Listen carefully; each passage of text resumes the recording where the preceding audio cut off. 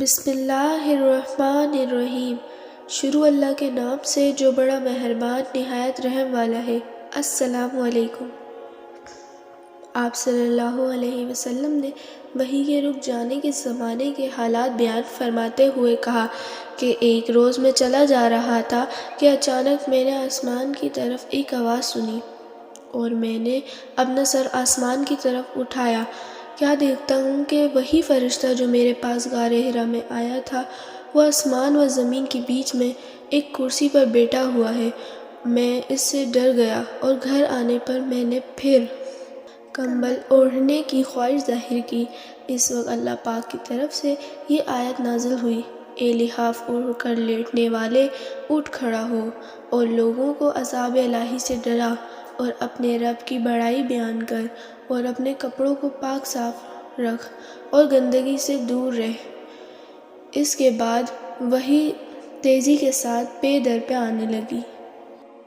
اس حدیث کو یحییٰ بن بکیر کے علاوہ لیث بن سعد سے، عبداللہ بن یوسف اور ابو صالح نے بھی روایت کیا ہے اور عقیل کے علاوہ زہری سے بلال بن رواد نے بھی روایت کیا ہے۔ یونس اور معمر نے اپنی روایت میں لفظ فوادہ کی جگہ بوادرہ نقل کیا ہے۔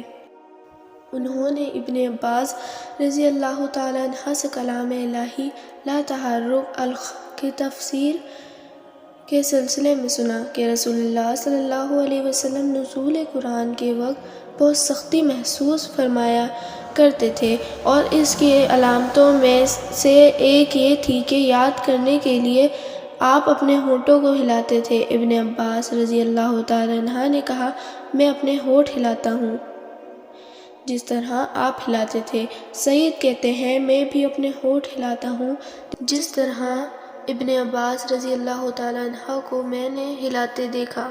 پھر انہوں نے اپنے ہونٹ ہلائے۔ ابن عباس رضی اللہ تعالیٰ عنہ نے کہا، پھر یہ آیت اتری کہ اے محمد، قرآن کو جلد جلد یاد کرنے کے لیے اپنی زبان نہ ہلاؤ۔ اس کا جمع کر دینا اور پڑھا دینا ہمارے ذمہ ہے۔ حضرت ابن عباس رضی اللہ تعالیٰ عنہ کہتے ہیں، یعنی قرآن آپ صلی اللہ علیہ وسلم کے دل میں جما دینا اور پڑھا دینا ہمارے ذمہ ہے۔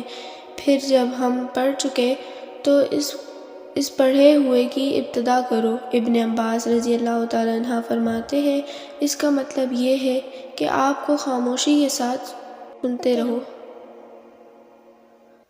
اس کے بعد مطلب سمجھا دینا ہماری ذمہ ہے۔ پھر یقیناً یہ ہماری ذمہ داری ہے کہ اس کو پڑھو، یعنی اس کو محفوظ کر سکو۔ چنانچہ اس کے بعد جب آپ کے پاس حضرت جبریل علیہ السلام وحی لے کر آتے تو آپ توجہ سے سنتے۔ جب وہ چلے جاتے تو رسول اللہ صلی اللہ علیہ وسلم اس وحی کو اسی طرح پڑھتے جس طرح حضرت جبریل علیہ السلام نے اسے پڑھا تھا۔